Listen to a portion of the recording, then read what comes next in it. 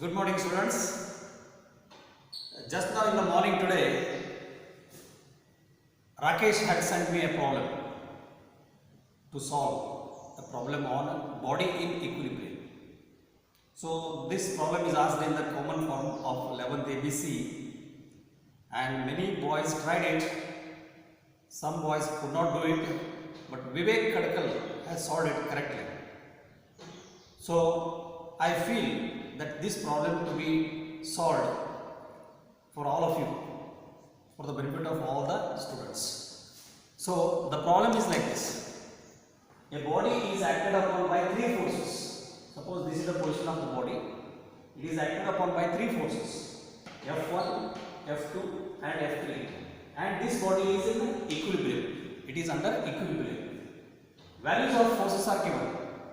If F1 is equal to 10 Newton, that is magnitude of force is 10 Newton, F1 is equal to 10 Newton, F2 is equal to 6 Newton, and F3 you are asked to find angle between the F1 and Y axis is 37 degree, angle between F2 and Y axis is asked to be found out.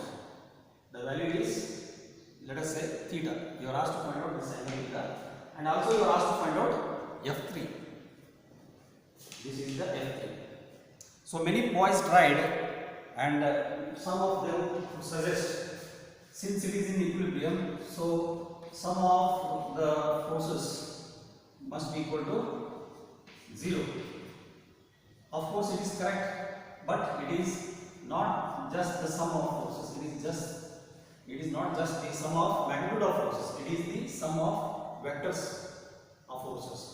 Vector sum of F1, F2 and F3 must be equal to 0. This implies F3 must be equal to minus of F1 vector plus F2 vector. So remember, these are vectors, not scalars. So some of you boys have tried, since F1 is given, that is 10 Newton in this direction. So they could try 10 plus this F2, 6. So they found it F3 equal to 16 Newton.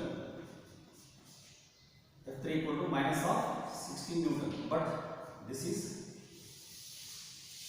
wrong answer. It is incorrect. The reason is, you cannot add the vectors algebraically. Vectors cannot be added algebraically. Vectors should be added with vector addition. So there you need to follow triangular law of vector addition, parallelogram law of vector addition, and so on. So here this is a little bit tricky problem. So the angle 37 is given between F1 vector and Y axis. And this angle between F2 and Y axis is theta. So you are asked to find out theta as well as F3. So it is a tricky problem. So for such problems, you need to resolve the vectors into components. Okay, resolving F1 along Y axis. So Y component of F1 becomes F1 cos 37. Because the angle is 37, and x component, if you draw x component of F1 becomes F1 sin 37, right? Similarly, resolve the vector F2. If you resolve the vector F2 in the same manner, so this component of F1 along y axis becomes F1. It is F2. So F2 cos theta.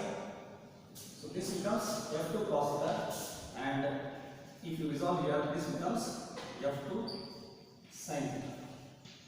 So when the body is in equilibrium, then these components also balance each other. So this knowledge must be there. So that will help us to solve the problem. So resolving F1 along y axis, we get F1 cos 37 along the x-axis we get F1 sin 37. We know what is F1, that is 10. Then similarly resolving F2 along y-axis we get F2 cos theta, F2 cos theta, and here it becomes F2 sin theta. Where the body is in equilibrium, when the body is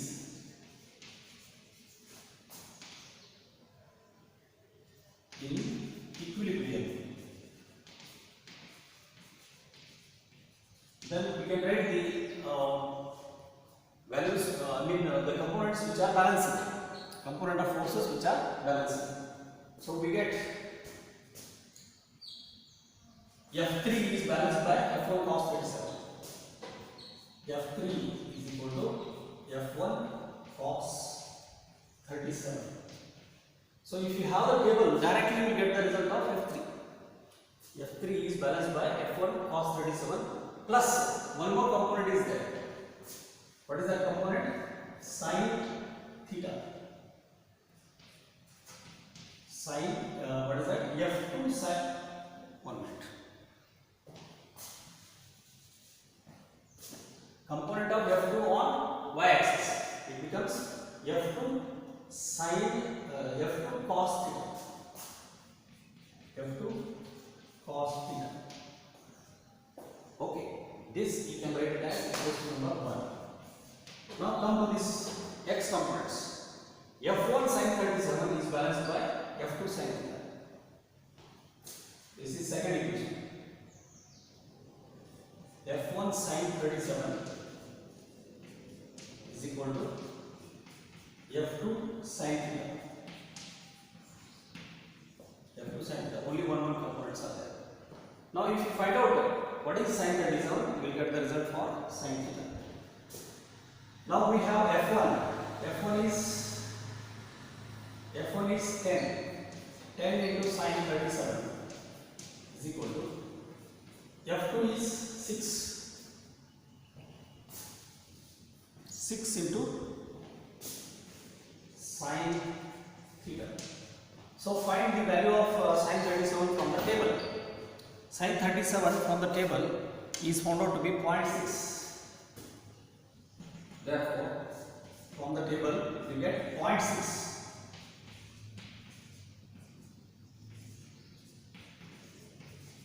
Now problem becomes simple. Therefore, sin theta from this becomes 10 into 0.6 divided by 6. 0.6 divided by 6. So, if you cancel this, 6 divided by 6, it becomes 1. Therefore, theta is equal to sin inverse of 1. For which angle we get the result 1? For which angle of sine we get the result 1? Obviously 90. Sin 90 is 1. Sin 90 is 1. Therefore, theta is equal to 90 degree. So we get the result theta equal to 90 degree here. Means F2 is acting along negative x-axis. That is sure. So this is equation 2. Substituting in equation 1.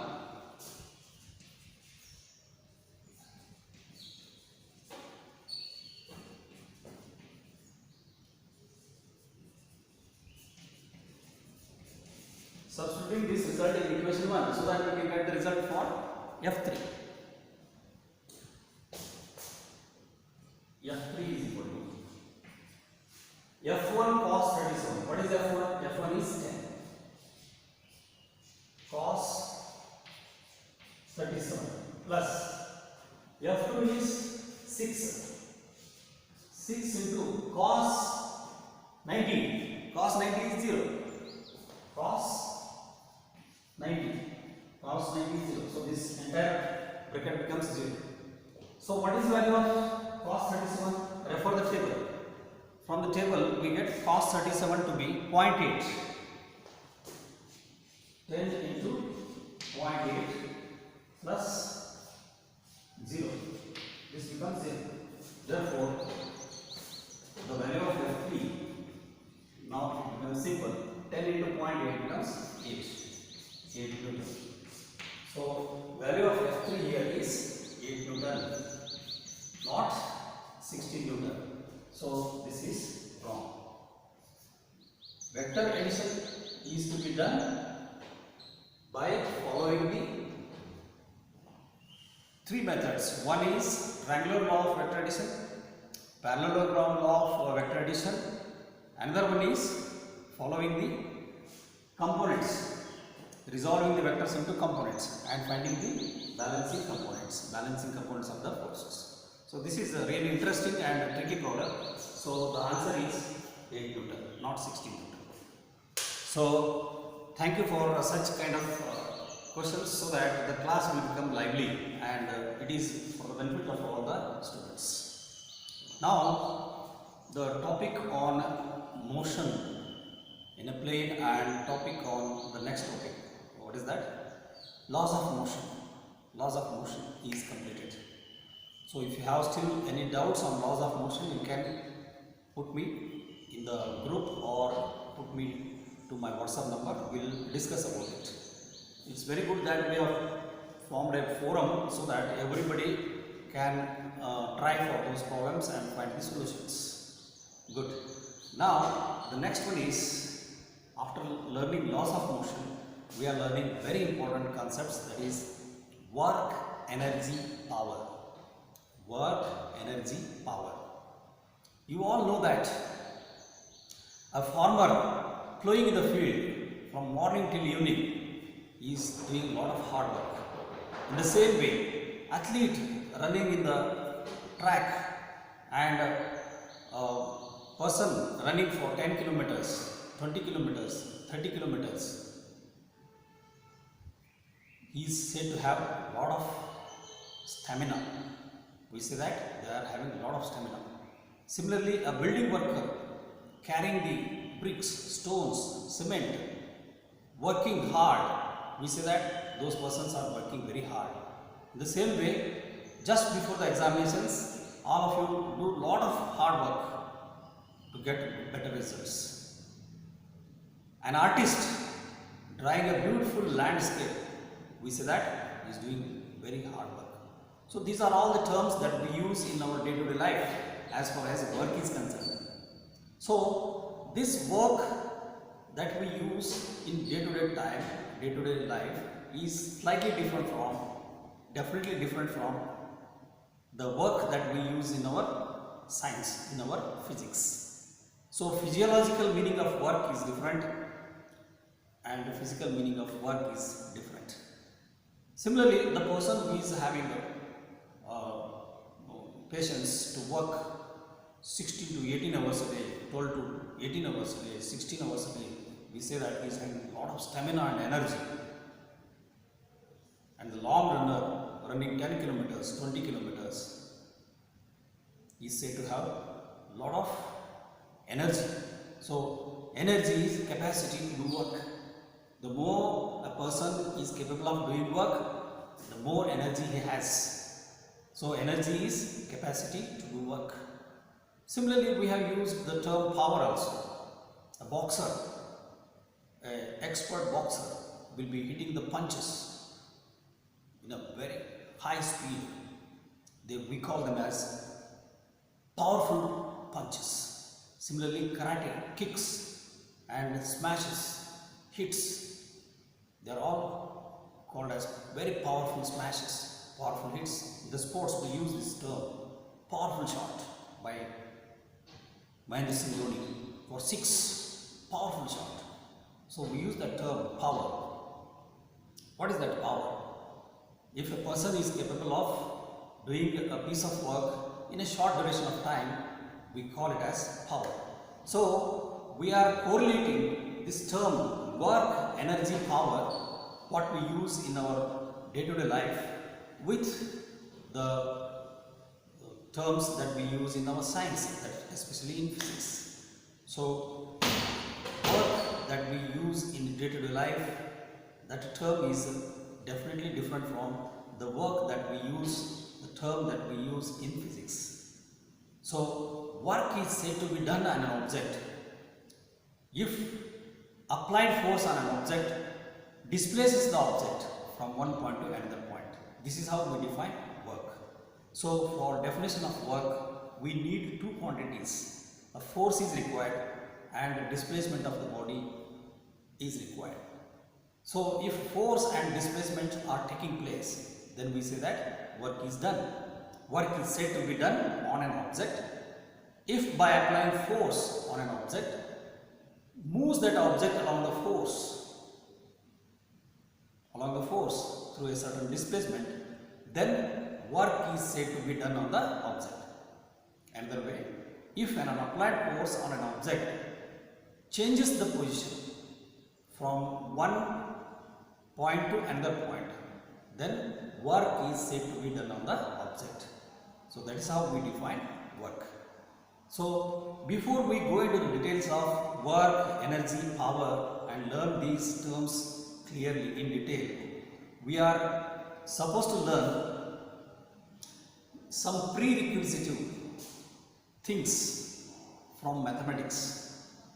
Like we have learned vector addition previously and vector subtraction. With the help of vector addition we could solve this problem in equilibrium, right? In the same way we are now supposed to learn vector product, that is multiplication of vectors.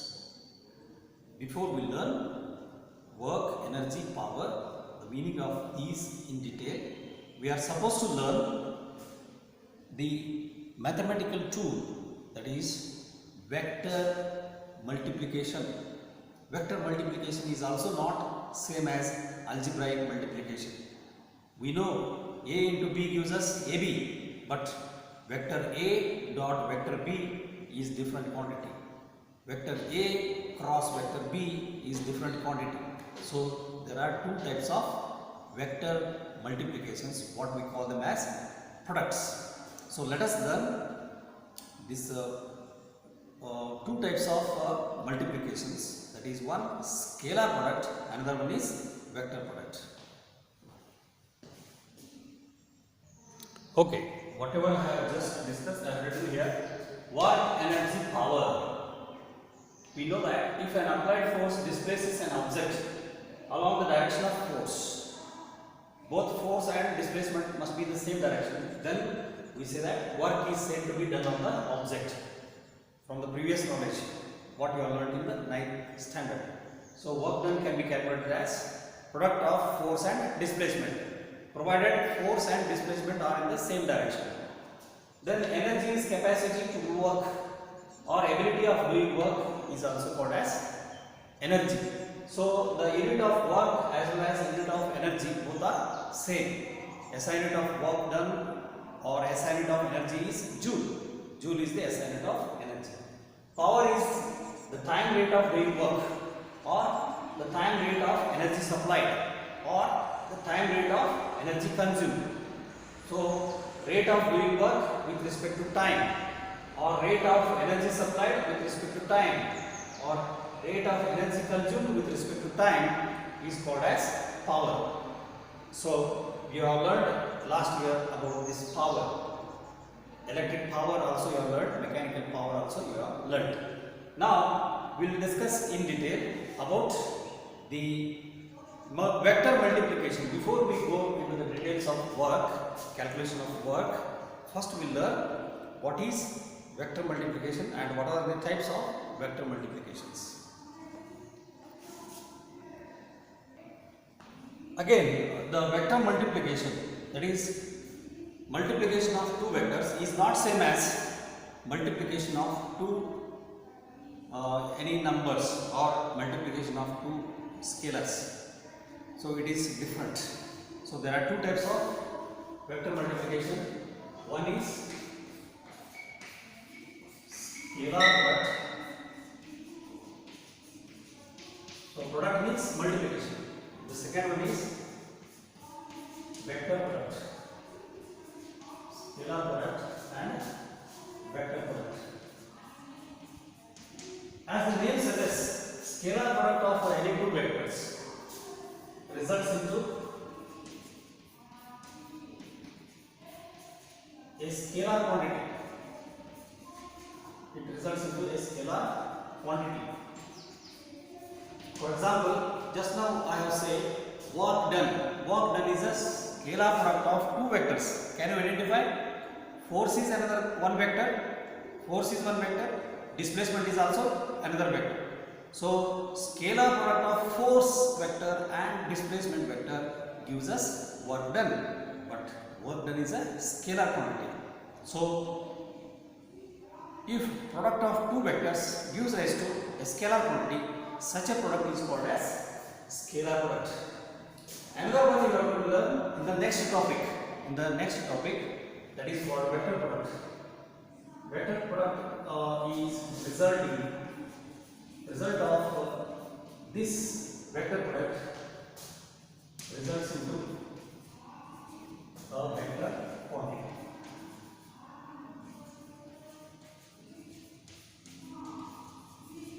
So this we are going to learn in the next topic. We are focusing only on scalar product in this present topic. What do you mean by scalar product? Let us say there are two vectors. One vector is A, another vector is B. These two vectors are acting on one particle. These are two vectors, and there is an angle between them. The angle between them is theta. Then, what is that scalar product? Scalar product of such two vectors is now written as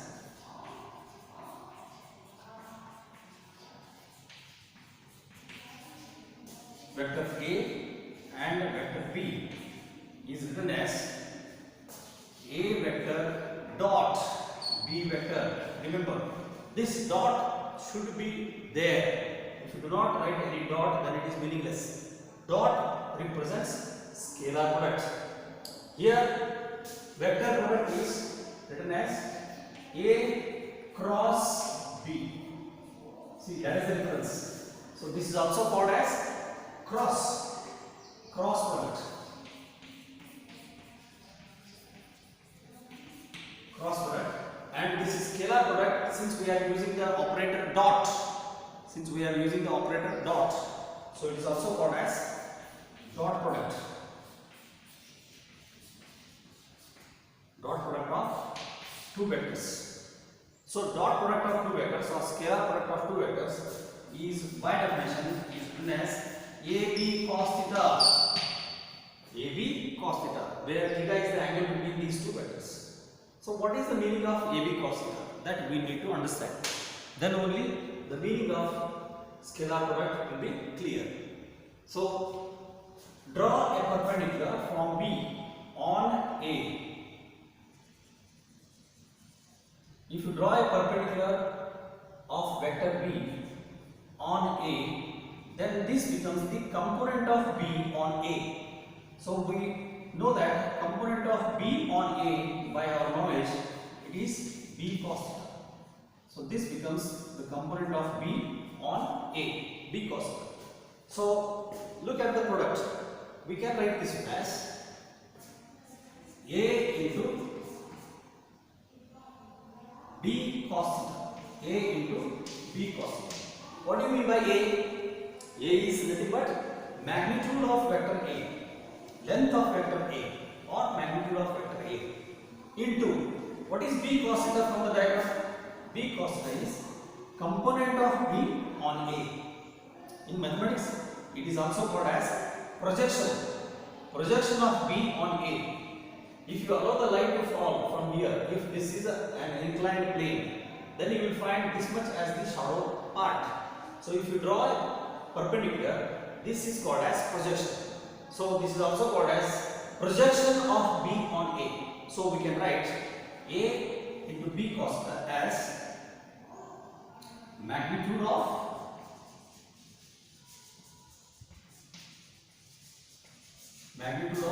vector A into component of B on A. Component of B on vector A. Component of vector B on vector A. In the same manner, I can also show another way. Same vector I am drawing once again, vector A, and same vector B I am drawing.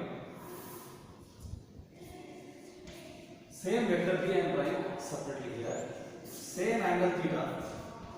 If you draw a projection of A on B, projection of A on B is perpendicular drawn from A on B. Draw a perpendicular on B from A.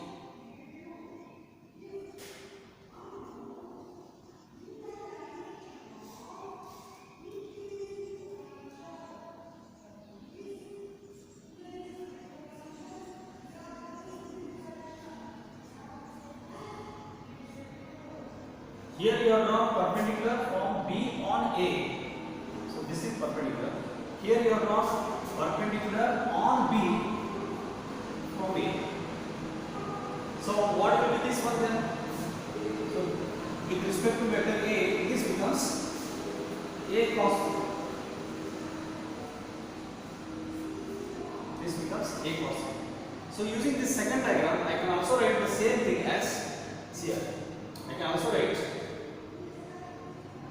magnitude of A into, okay, I can also write component of A on B, component of A on B into P. So AB cos theta, look here, can be also written as A cos theta into P. Anyhow, these are all magnitude values. I can write A cos theta into P. So what is A cos theta? I can write now component of vector A on vector B multiplied by, these are products, multiplied by magnitude of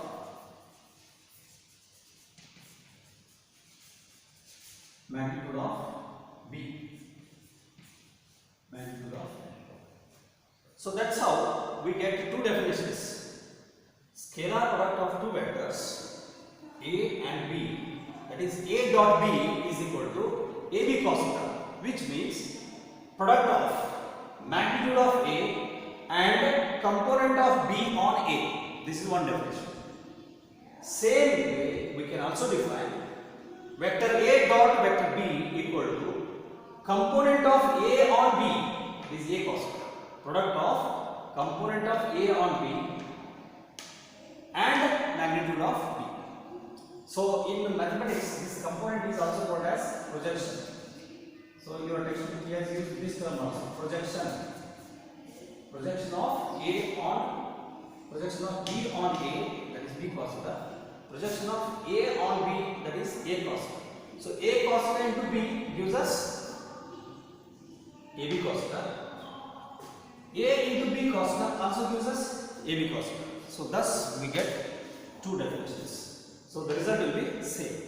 So from this discussion we can write A dot B can be written as AB cos theta, or it can be also written as BA cos theta, because A, B are magnitudes.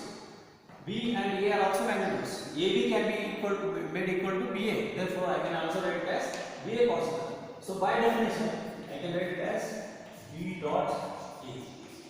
So scalar product obeys commutative law. So therefore, we can write A dot B is equal to B dot A. So this says that commutative law is valid for scalar products. Commutative law. Scalar product obeys commutative law. In the same manner, you can also try for another one. What is that? Distributive law. Scalar product also obeys distributive law. Suppose there are three vectors. Another vector is there, A vector, B vector, and one more vector is there, C vector, which are all acting on a single point. Then A dot B plus C, where B plus C is the vector addition of two vectors B and C. This can be proved that equal to A dot B plus A dot C. A dot C. So distributive law also holds good. Distributive law also holds good. commutative law and distributive law are, these laws are valid for the scalar product. But remember, vector product is not commutative. Vector product is not commutative, which we are going to verify in the next topic, rotational motion. Okay, so I think this is enough as far as today's discussion is concerned. In the next discussion, we will again continue this scalar product with the help of component form. If the vector is given in the form of components, x component, y component and z component. Suppose vector A is equal to ax I cap plus ay j cap plus az k cap, and vector B is bx I cap plus by j cap plus bz k cap.